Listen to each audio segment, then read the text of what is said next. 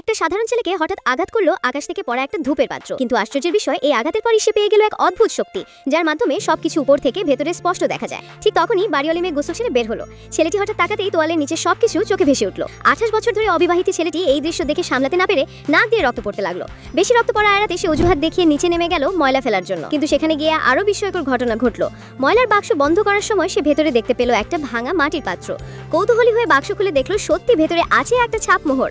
শুধু তাই নয়, তার চোখের সাথে সাথেই ভেসে উঠল সেই ছাপমোহরের দামও। খুশি হয়ে সে পাত্রটা ভেঙে ছাপমোহর বের করলো, কিন্তু মাথায় তখনও প্রশ্ন, এমন শক্তি হঠাৎ এলো কিভাবে? ঠিক তখনই এক অদৃশ্য শক্তি তাকে টেনে নিল এক রহস্যময় জায়গায়। সেখানে জানা গেল যে ধূপের পাত্রটা তাকে আঘাত করেছিল তার নাম বিশ্বপাত্র।